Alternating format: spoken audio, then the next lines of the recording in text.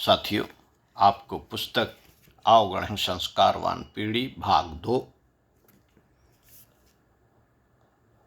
पढ़कर सुना रहे थे। इसी क्रम में सुनते हैं पुस्तक के पृष्ठ 7 से संस्कार बनाम व्यक्तित्व। साथियों, संस्कार शब्द अपने आप में बहुत व्यापक अर्थ लिए हुए है। जड़ और चेतन सभी तत्वों का अपना अपना संस्कार होता है। वातावरण का प्रभाव जो पदार्थ व चेतना पर पड़ता है उसे संस्कार कहते हैं। जहां मानव जीवन की बात है वहां इसका संबंध व्यक्ति के गुण, कर्म, स्वभाव से माना जाता है। मोटे अर्थों में संस्कार शब्द के 2 स्वरूप हैं। Number 1 सुसंस्कार, number 2 कुसंस्कार। कुसंस्कार व्यक्ति की अच्छी आदतें, अच्छे आचरण, श्रेष्ठ विचारों, श्रेष्ठ विश्वासों और मान्यताओं को सुसंस्कार कहा जाता है। वहीं कुसंस्कार इसके ठीक विपरीत आचरण को कहा गया है। विद्वानों का मत है कि माता पिता द्वारा गर्भावस्था से लेकर प्रारंभिक 5 वर्षों तक की आयु में ढाले गए संस्कार व्यक्ति के हृदय और मन मस्तिष्क में जड़ जमा लेते हैं। वे अचेतन मन में कभी नहीं जाते, जीवन पर्यंत साथ रहते हैं।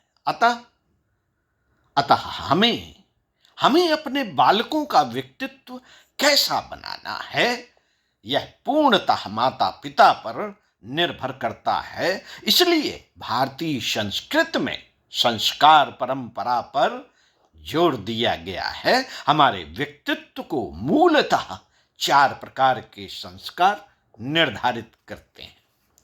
साथियों, जानते हैं कौन से 4 प्रकार के संस्कार हैं जो हमारी पर्सनालिटी को प्रभावित करते हैं और उन्हें बनाने के लिए हमें प्रयत्नशील होना चाहिए।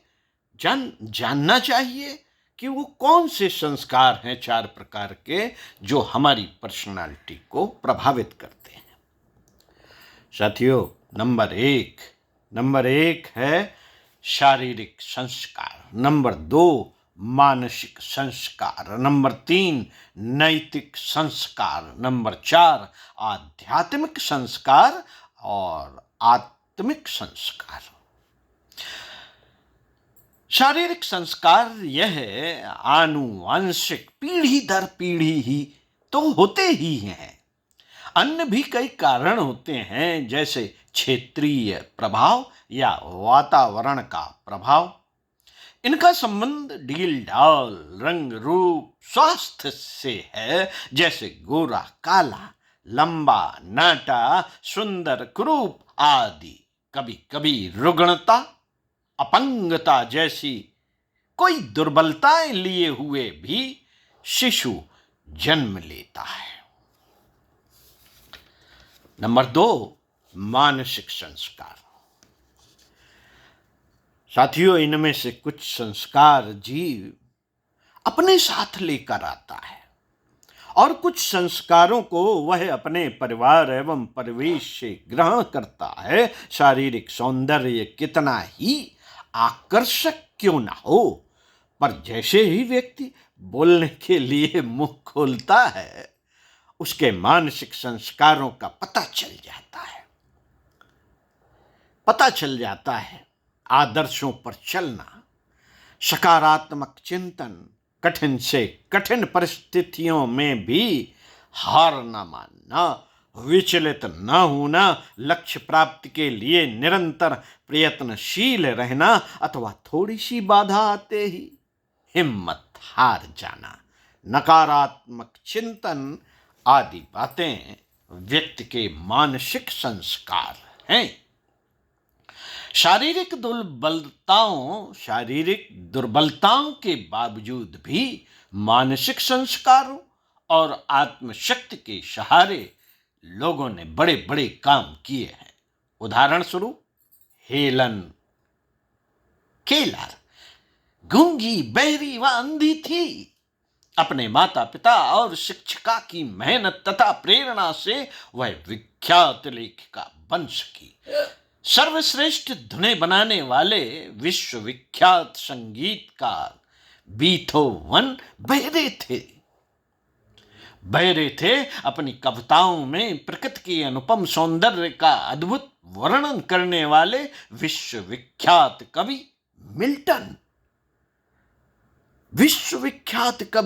मिल्टन अंधे थे, लेकिन इन सब की शारीरिक अक्षमताएं इनके व्यक्तित्व विकास में बाधक नहीं बन सकी।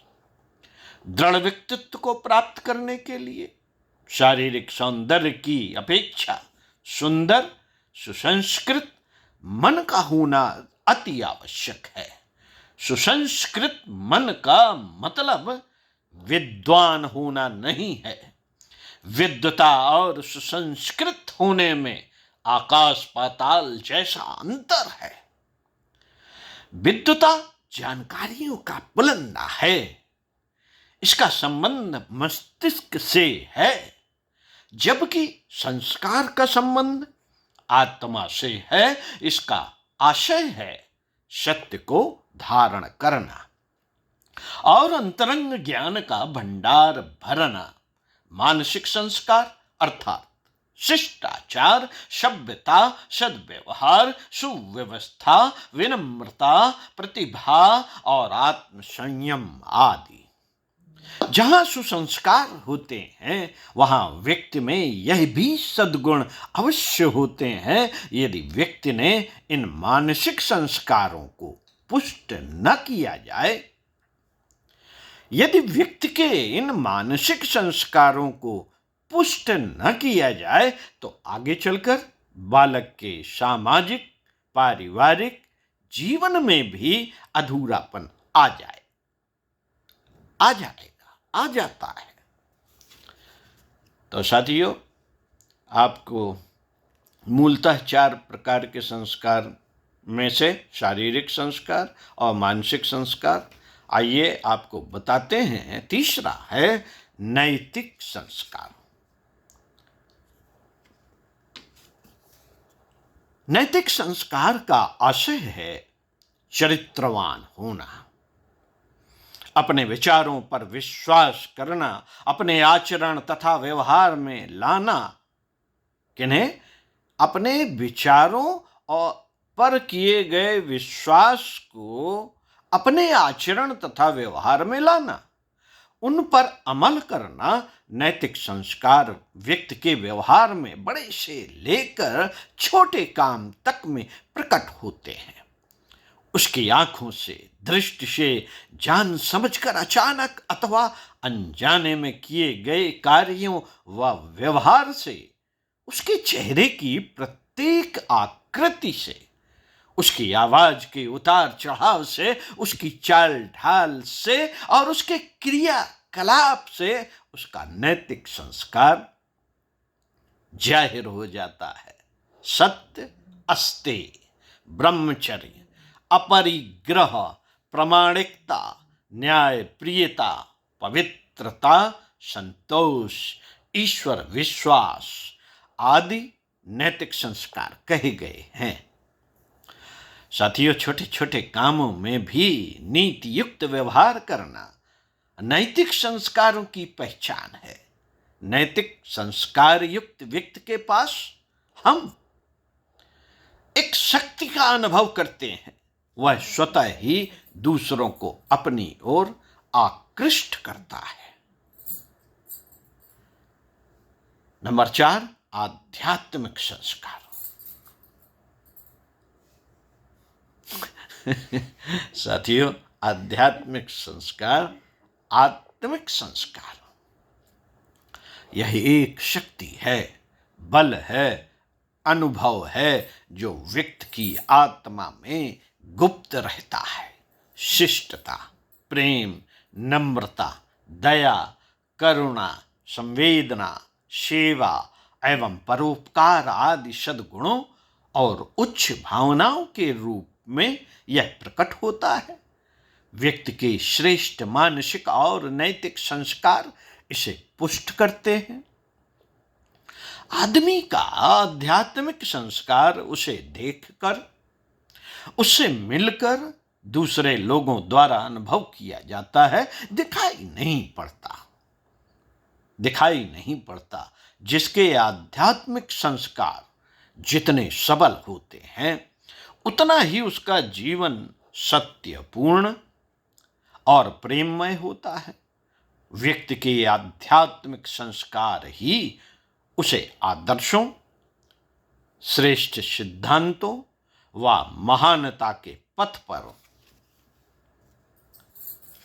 ले जाते हैं, उसे विशिष्ट प्रतिभा, योग्यता संपन्न बनाते हैं और समाज में श्रेय व सम्मान का पात्र बनाते हैं। सत्पुरुषों, महापुरुषों की श्रेणी में लाकर खड़ा करते हैं। इस आधार पर यह कहा जा सकता है कि व्यक्ति के विचार, चिंतन, चरित्र, विश्वास, मान्यताओं, आदतों आदि के आधार पर जो उसका मूल स्वभाव विकसित होता है, वह उसका वास्तविक संस्कार है। इसलिए भारतीय संस्कृति में शारीरिक स्वास्थ्य के साथ साथ भावी संतान के चिंतन, चरित्र, व्यवहार आदि में भी आदर्श गुणों के विकास के लिए जन्म के पूर्व से ही तैयारी आरंभ कर दी जाती थी। प्रखर, तेजस्वी, सर्वश्रेष्ठ, गुण संपन्न संतान की प्राप्ति के लिए किसी समय हमारे परिवारों में गर्भस्थ शिशु के निमित्त परिवार एवं दंपत्ति को 3 बार प्रशिक्षित किया जाता था। नंबर 1, गर्भधारण से पूर्व गर्भाधान संस्कार। गर्भावस्था के 3रे माह में पुंसवन संस्कार। नंबर 3, गर्भावस्था के 7वें माह में सीमांतोन्नयन संस्कार। मित्रों, यह पूर्णतः विज्ञान सम्मत प्रक्रिया है। चिकित्सा विज्ञान के अनुसार भी प्रथम माह में जब मां को यह भी नहीं पता होता कि उसने गर्भ धारण कर लिया है, गर्भस्थ शिशु के स्थूल, सूक्ष्म और कारण शरीर की नींव पड़ जाती है। यदि किसी भी पक्ष से नींव कमजोर हो तो बच्चा शारीरिक, मानसिक एवं भावनात्मक रूप से कभी भी रोगी हो सकता है। अतः नींव मजबूत हो, इसलिए गर्भधारण से पूर्व गर्भाधान संस्कार की परंपरा थी। शिशु के जन्म के उपरांत भी उसके चिंतन, चरित्र एवं व्यवहार की समुचित विकास के लिए समय समय पर आध्यात्मिक वातावरण में शिशु सहित परिवार का प्रशिक्षण क्रम निर्धारित था।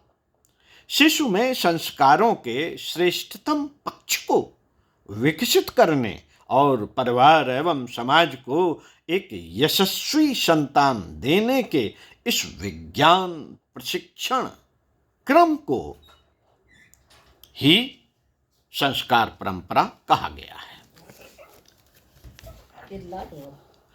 समाज में ऐसी व्यवस्था थी कि हर दंपत्ति को श्रेष्ठ संतति पैदा करने की जिम्मेदारी अनुभव कराई जाए, उसके अनुशासन समझाए जाए तथा तदनुसार आचरण के लिए प्रेरणा, प्रशिक्षण दिया जाए।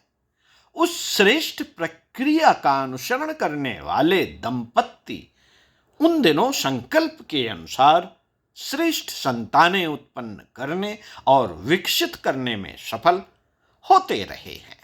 रानी मदालसा द्वारा अपने 3 पुत्रों को गर्भ से ही ब्रह्म ऋषि और चौथे पुत्र को सफल शासक बनाया, ऐसा ही प्रयोग था।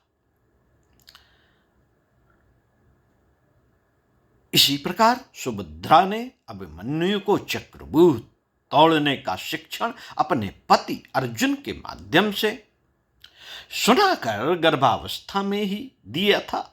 शकुंतला ने भरत को चक्रवर्ती सम्राट बनाया, जिनके नाम से हमारे देश का नाम भारतवर्ष पड़ा।